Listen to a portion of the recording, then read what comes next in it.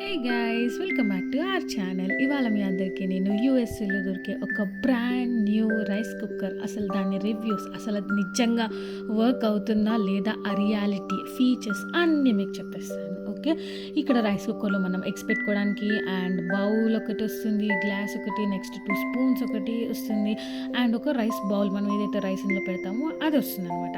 ఇప్పుడు నేను టెస్ట్ చేసి చూపిస్తాను మీకు. ఇందులో కొద్దిగా రైస్ పెట్టి 1:2 రేషియో కింద రైస్ యాడ్ చేశాను అనమాట బౌల్లో.